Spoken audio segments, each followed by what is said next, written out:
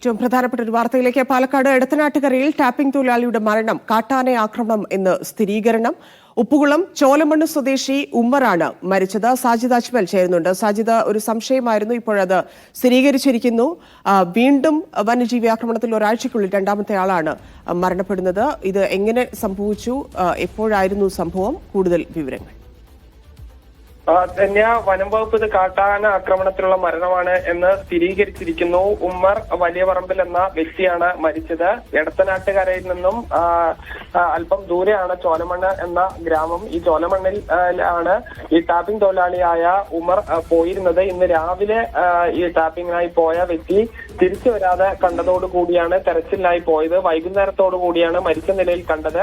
പിന്നീട് ഈ നാട്ടുകാർ പറയുന്നുണ്ടായിരുന്നു ആനയുടെ ആക്രമണത്തിലാണ് എന്നുള്ളത്. അതിന് കാരണം നിരന്തരം വന്യജീവി ആക്രമണം നടക്കുന്ന ഒരു പ്രദേശം കൂടിയാണ്. പിന്നീട് മണ്ണാർക്കാട് DFOയും റേഞ്ച് ഓഫീസറും അടക്കമുള്ള വനംവകുപ്പിലെ ഉദ്യോഗസ്ഥരെത്തിയാണ് ആനയുടെ ആക്രമണത്തിലാണ് ഈ മരണമെന്ന് സ്ഥിരീകരിച്ചിരിക്കുന്നത്. അല്പസമയത്തിനുള്ളിൽ തന്നെ മൃതദേഹം പാലക്കാട് ജില്ലാ ആശുപത്രിയിലേക്ക് മാറ്റും. പോസ്റ്റ്മോർട്ടം നടപടികൾ പാലക്കാട് ജില്ലാ ആശുപത്രിയിലായിരിക്കും ഉണ്ടാവുക. ഇത് സ്ഥിരമായിട്ട് ആന ഇറങ്ങുന്ന ഒരു മേഖലയായിരുന്നോ സാജിദ്? ഏത് സമയത്താണ്, എങ്ങനെയാണ്? നേരത്തെയും ഇവിടെ പരാതികൾ ഉണ്ടായിരുന്നോ വന്യജീവി ഇറങ്ങുന്നതുമായി ബന്ധപ്പെട്ട്? നമുക്കറിയാം, ഇടമല ആ ഭാഗത്തൊക്കെ കാട്ടാനകൾ എത്തിയ വാർത്തകളൊക്കെ നമ്മൾ നേരത്തെ കൊടുത്തിട്ടുണ്ടായിരുന്നു. അങ്ങനെ ഒരു ഏരിയ ആണോ ഇത്? ഈ ചോലമണ്ണ് എന്നത് ഈ അലനല്ലൂർ പഞ്ചായത്തിലെ എടത്തനാട്ടുകരയിൽ നിന്ന് അല്പം ദൂരമായി സ്ഥിതി ചെയ്യുന്ന ഒരു സ്ഥലമാണ്. നേരത്തെ, അതായത് ഒരു 15 വർഷത്തിന് മുൻപ് നിരവധി കുടുംബങ്ങൾ താമസിച്ചിരുന്ന സ്ഥലമാണ്. എന്നാൽ സാജിദ്, ഒന്ന് തുടരാമോ? ഇപ്പോൾ വാർഡ് മെമ്പർ ബഷീർ പടുകുണ്ടിൽ ചേരുന്നുണ്ട്. ശ്രീ ബഷീർ, ഈ സംഭവം വനംവകുപ്പ് സ്ഥിരീകരിക്കുന്നുണ്ട്. അതിന്റെ കൂടുതൽ വിവരങ്ങൾ നൽകാമോ? ഹലോ ശ്രീ ബഷീർ, കേൾക്കാമോ? ഇന്നലെ പോയതായിരുന്നു ആള്. ഒരു ബഷീർ, താങ്കളെ ക്ലിയർ ആവുന്നില്ല. കട്ട് ചെയ്തിട്ട് ഒന്നുകൂടെ വിളിക്കാം. റേഞ്ച് പ്രശ്നമാണ്. സാജിദ് അജ്മൽ വീണ്ടും ചേരുന്നുണ്ട്. സാജിദ്, നമ്മൾ പറഞ്ഞുകൊണ്ടിരുന്നത് അവിടെ സ്ഥിരമായിട്ട് വന്യമൃഗശല്യം ഉള്ള ഇടമാണോ എന്നതായിരുന്നു. ധന്യ, തീർച്ചയായും ഈ ചോലമണ്ണ് എന്നത് ഈ നിരവധി ആളുകൾ തിങ്ങി പാർത്തിരുന്ന ഈ ചർച്ചും അതുപോലെ തന്നെ കടകളുമെല്ലാം ഉള്ള ഒരു ഗ്രാമമായിരുന്നു. പിന്നീട് ഈ വന്യജീവി ആക്രമണം അതിരൂക്ഷമായതോടുകൂടി ആളുകൾ അവിടുന്ന് കൂട്ടത്തോടെ കുടിയിറങ്ങുകയും വാടകയ്ക്കും മറ്റും ഈ താമസിക്കുന്ന ഒരു അവസ്ഥയാണ്. അതായത് സ്വന്തമായി വീടുണ്ടായിട്ടും അത് ഇടിഞ്ഞു പൊളിഞ്ഞ് പോയിക്കൊണ്ടിരിക്കുകയാണ്. അപ്പോഴാണ് ആളുകൾ ഈ താഴെ മറ്റ് വീടുകളിലോ വാടക വീടുകളിലോ ഒക്കെയായി താമസിക്കുന്നത്. ഇതിന് കാരണം അതിരൂക്ഷമായ ഈ വന്യമൃഗ ശല്യം തന്നെയാണ്. ആനയും കുരങ്ങും കാട്ടുപോത്തും ഉൾപ്പെടെയുള്ള കാട്ടുപന്നികളും ഉൾപ്പെടെയുള്ള നിരവധി മൃഗങ്ങളാണ് ഇവിടെ എത്തുന്നത്. എന്നാൽ ആളുകളുടെ ഈ സമ്പാദ്യം മുഴുവൻ ഈ ചോലമണ്ണിലാണ് ഉള്ളത്. ഈ റബ്ബർ എസ്റ്റേറ്റുകളും അതുപോലെ തന്നെ മറ്റ് പലതരത്തിലുള്ള തോട്ടം വിളകൾ ഇവിടെ ഉണ്ട്. ഇങ്ങോട്ട് സ്ഥിരമായ ആളുകൾ ഈ വിളകൾക്കായും ഈ ടാപ്പിങ്ങിനായും മറ്റും സ്ഥിരമായി പോകാറുള്ളതാണ്. അങ്ങനെ സ്ഥിരം പോകുന്ന ഒരു വ്യക്തി കൂടിയാണ് ഇന്ന് ഈ കാട്ടാനാക്രമണത്തിൽ മരിച്ച ഈ വ്യക്തി.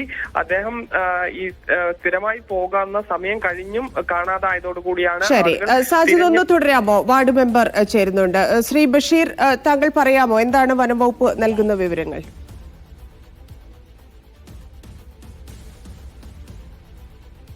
ബഷീർ, കേൾക്കാമോ?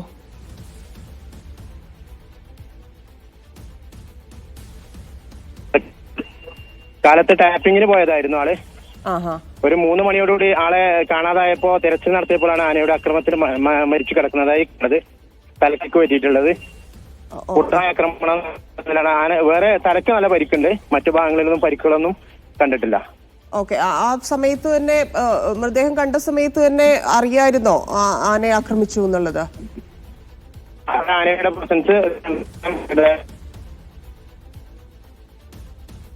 ആളുകൾ കണ്ടിട്ടുണ്ട്. ബഷീർ, റേഞ്ച് പ്രശ്നമുണ്ട്, നമുക്ക് പറയുന്നത് ക്ലിയർ ആവുന്നില്ല. ആന നിലവിൽ ഈ സ്പോട്ട് ഉണ്ടായിരുന്നു. അതിന് തൊട്ട് മുകളിലായിട്ട് ആന ഒക്കെ പൊട്ടിച്ചു നിൽക്കുന്നതായിട്ട് തെരഞ്ഞു പോയ ആളുകൾ അപ്പോഴാണ് മരിച്ചു കിടക്കുന്നതായി കണ്ടത്. ഇത് സ്ഥിരമായിട്ട് പ്രശ്നം ഉണ്ടാവുന്ന സ്ഥലമാണോ ഇത്? സ്ഥിരമായിട്ട് വന്യജീവി ശല്യം നേരിടുന്ന പ്രദേശമാണിത്. 50ഓളം കുടുംബങ്ങൾ മുൻപ് താമസിച്ചിരുന്നതാണ്. അവിടുന്ന് ഇപ്പോ വീടുകളൊക്കെ എല്ലാവരും ഒഴിവാക്കി ഇപ്പോ കൃഷികളിലേക്ക് ആളുകൾ എന്നും കയറി പോകുന്ന സ്ഥലമാണ്. ഈ വന്യജീവിയെ തടയാനുള്ള ഫെൻസിംഗ് ഉൾപ്പെടെയുള്ള സംവിധാനങ്ങളൊന്നും ഇല്ലേ? ഫെൻസിംഗ് ഉൾപ്പെടെയുള്ള സംവിധാനങ്ങളൊക്കെ ജനങ്ങൾ ഒരുപാട് പ്രാവശ്യം പറഞ്ഞെങ്കിലും ഡിപ്പാർട്ട്മെന്റ് അതിന് ഫണ്ട് വെച്ചിട്ടുണ്ടെന്ന് പറയുന്നുണ്ട്. ഇപ്പൊ ഒരു 13 കിലോമീറ്ററോളം അത് ചെയ്യാമെന്ന് പറഞ്ഞിട്ടുണ്ടായിരുന്നു. തൊട്ടടുത്ത് മുമ്പ് ഞങ്ങൾ ജനകീയ സമിതി കൂടിയ സമയത്തും ഇത് പറഞ്ഞിട്ടുണ്ടായിരുന്നു. ഇതിന് തൊട്ട് മുമ്പേ 7-8 വർഷങ്ങൾക്ക് മുമ്പ് കാട്ടാനയുടെ ആക്രമണം നടത്തിയിട്ടുണ്ട്. അതുപോലെ മുമ്പ് കടുവയുടെ കടിയേറ്റും കുത്തേറ്റ സ്ഥലമാണ് ഈ പ്രദേശം. ഈ കുറെ കാലമായോ അവിടുന്ന് ഈ 50ഓളം കുടുംബങ്ങൾ മാറി എന്ന് പറഞ്ഞത് കുറെ വർഷങ്ങളായോ? ഇപ്പൊ ഒരു 5-6 വർഷത്തിനുള്ളിലാണ് ഇതൊക്കെ സംഭവിച്ചത്. ഇപ്പോഴും ആളുകൾ അവിടെ നിന്ന് ഇറങ്ങിക്കൊണ്ടിരിക്കുന്നുണ്ട്. കുടിയേറ്റ കർഷകരായിരുന്നു അവിടെ. കർഷകർ കൃഷികളെല്ലാം നശിപ്പിച്ചു തുടങ്ങിയപ്പോൾ അവിടെ നിന്ന് ഇറങ്ങി തുടങ്ങി. അതിനുശേഷം ഈ പരാതിയിലൊന്നും നടപടിയോ ഉണ്ടായിട്ടില്ല അല്ലെ? ഇവര് പലതവണ അത് ചെയ്യാൻ റോഡുകൾ പോലും അനുമതി തരാണ്. ഈ മരിച്ച ആളുടെ ഒരു സാഹചര്യം എങ്ങനെയാണ് ബഷീർ?